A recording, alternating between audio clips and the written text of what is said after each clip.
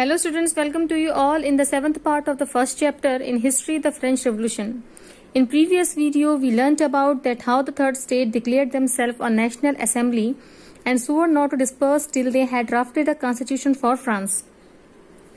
Now after making the constitution of France, the National Assembly minimized the power of monarchy.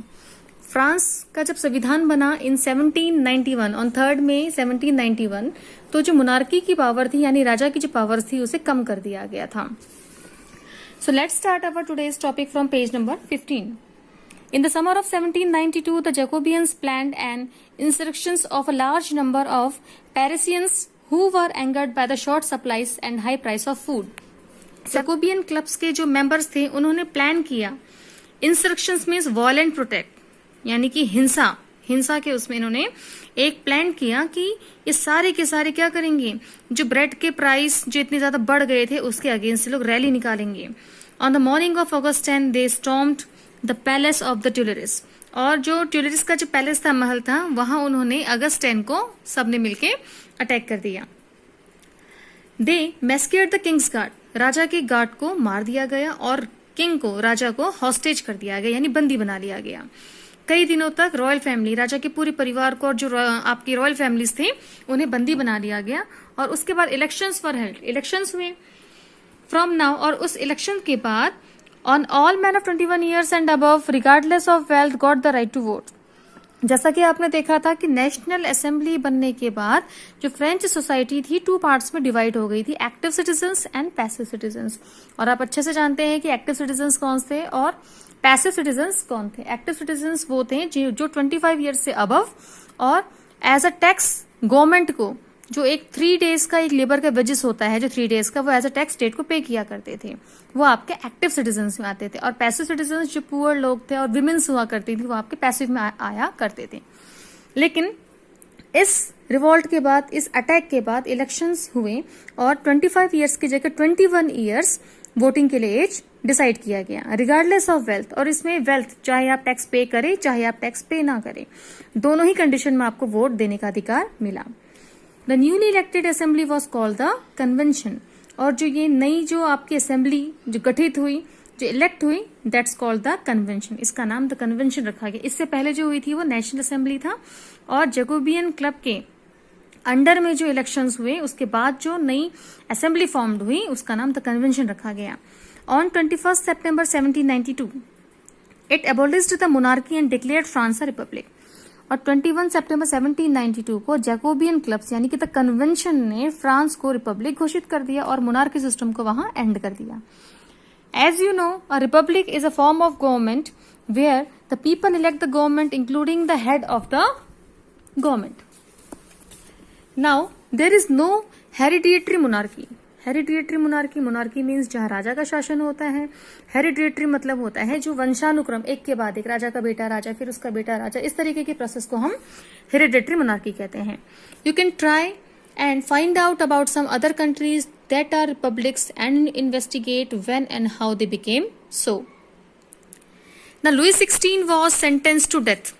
जब the convention formed हुआ और उसके बाद जो वोटिंग के राइट्स थे 25 ईयर से 21 ईयर्स कर दिए गए और उसमें रिगार्डलेस टू वेल्थ यानी कि कोई टैक्स पे करे चाहे ना करे उसके रिगार्डिंग भी आप वोट डाल सकते थे. जब ये नई सिस्टम्स लागू किए गए द कन्वेंशन के अंडर, तो फिर लुई 16 को डेथ यानी कि फांसी की सजा सुनाई गई by a court on the charge of treason.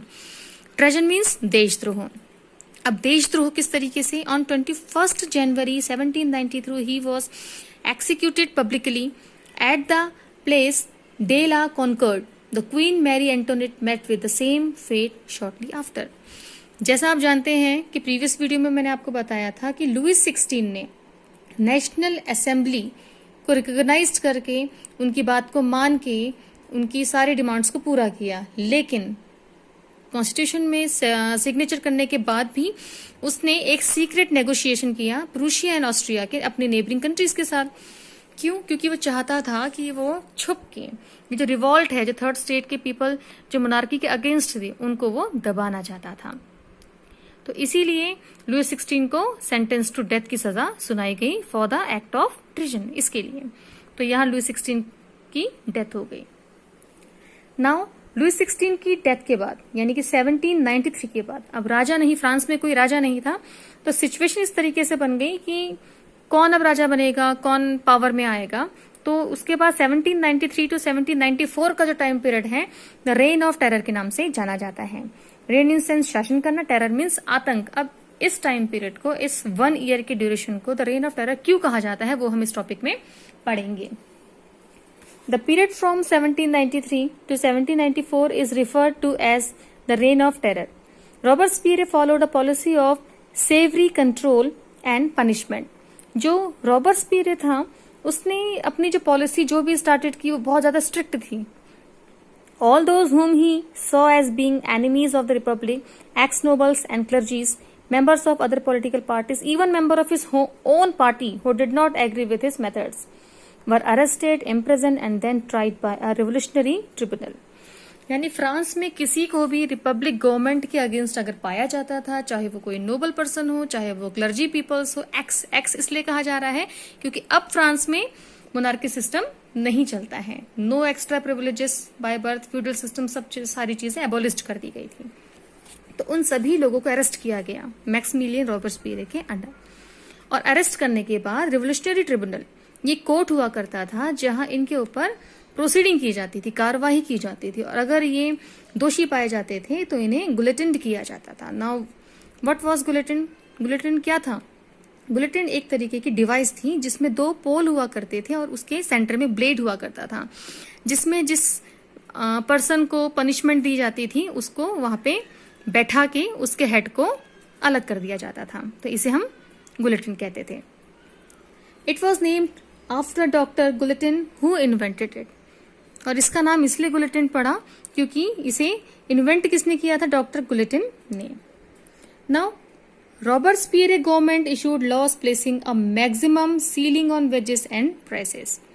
Meet and bread were ration, peasants were forced to transport their grain to the cities and sell it at prices fixed by the government. Robespierre की government ने peasants के ऊपर ceiling means on the money that can be spent और charge, जो upper limit होती है किसी भी प्रोडक्ट पे कि हाँ कितने पे किसी चीज को बेचा जाना है, तो गवर्नमेंट के द्वारा वो फिक्स किया जाता था।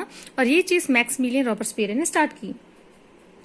The use of more expensive white flour was forbidden. All citizens were required to eat the pain d'égalité, a loaf made of whole wheat.